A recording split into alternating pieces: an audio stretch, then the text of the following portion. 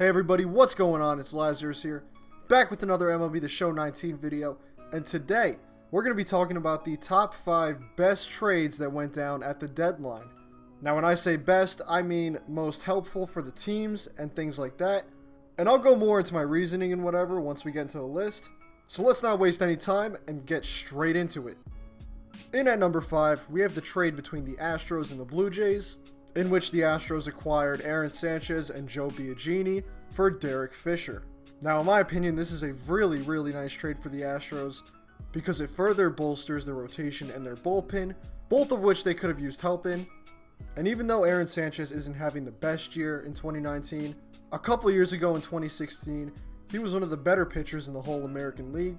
And if there's any team that can get him back on track, it's definitely Houston, them and their magic spin rates. And of course, Joe Biagini is a pretty solid pitcher as well. So this looks like it could be a really solid move in a bunch of different ways. And that's why it's in the top 5. In at number 4 on our list, we have the trade that sent Marcus Stroman to the Mets for prospects Simeon Woods Richardson and Anthony Kay. Now at first, this trade was utterly baffling in just how much sense it didn't make. Although the Mets are still playing like a walking disaster, they were just coming off of a series sweep. And in the few days since they've got Stroman, they've actually been playing pretty well. When you put together the really tight NL wildcard race, where it doesn't look like any team's going to pull away just because of how mediocre they all are, and the fact that the Mets really didn't give up much to get him, this trade is starting to look better and better. And even just throwing Stroman in that Mets rotation right now makes it absolutely dirty. They basically replaced the corpse of Jason Vargas with a pretty good young pitcher. And this move has some serious potential to pay off in the latter half of the 2019 season and also in the 2020 season, as the Mets have him for that too. We'll have a better idea of how things are going in regards to this trade in the end of the season, but as of right now, it's not looking like a bad move. At number 3, we have the trade where the Tigers sent off Shane Green to the Atlanta Braves in exchange for young left-handed hitter Joey Wentz and young outfielder Travis Demerit, I don't know how to say his name, but the fact of the matter is, this trade makes a ton of sense for both sides involved. The Tigers, they are garbage. They're gonna be garbage for a pretty long time. Shane Green does not help them in their immediate window at all. Put that with the fact that he's already 30 years old, and it makes complete and total sense to get what you can from him. And for the Braves, they get a reliever that's having a phenomenal year so far. Green's sporting a 1.18 ERA going into the trade, and regardless of his 3.7 FIP, he's gotten results so far. And the Braves bullpen was one area they were definitely significantly lacking in. So you put Shane Green in that bullpen, along with Mark Melancon and Chris Martin, who they also acquired leading up to the deadline, and that is a really solid way to fix one of the team's glaring problems. They have all the young talent in the world. It's just going to be a matter of whether they can all put it together when it comes to October. In at number 2, we have the big, messy trade from the deadline. Of course, it's the Trevor Bauer trade, in which the Reds get the man, the myth, the legend himself, Trevor Bauer.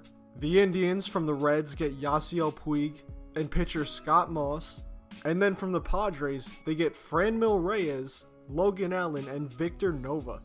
And the Padres from all this mess get outfielder Taylor Trammell from the Reds. Now the Padres part of the trade, where they gave up all that talent to get Taylor Trammell, I'm not 100% sold on. If they value him that highly, even though he hasn't played up to his potential, then I guess you gotta give him credit, but I just don't see it. The Indians, however, they got the most out of this freaking trade. Puig helps them immediately, strengthens their shitty outfield situation. Franmil Reyes can slot in pretty easily there, and just the overall level of talent they received back from this deal is ridiculous. And of course they gave up a pretty good amount of talent in Trevor Bauer to get it, but if anything, I think the pendulum swings way more in the Indians' favor. I mean, the Reds got a great pitcher, but as of right now, this one looks like highway robbery for Cleveland. It's going to be real interesting to see how this one plays out as the years go on. And of course, at number 1, we have the move that might have put the Astros over the top once again, a trade that no one knew about until the actual deadline passed, and that is Zack Greinke being shipped from Arizona to Houston in exchange for a ton of prospect talent with Corbin Martin, J.B. Bukakis, Seth Beer, and Joshua Rojas.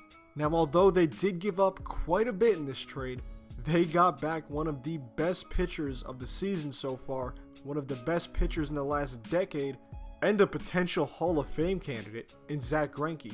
And it just so happens that every pitcher that goes to Houston seems to get better too. A lot of the times, quite miraculously.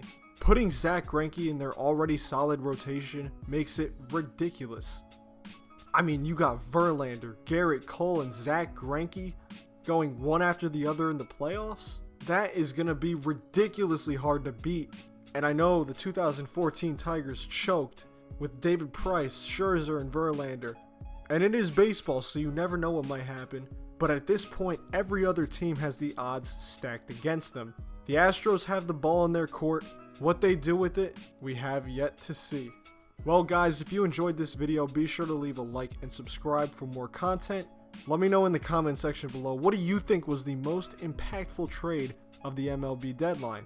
As always, thank you so much for watching. I'm out. Peace.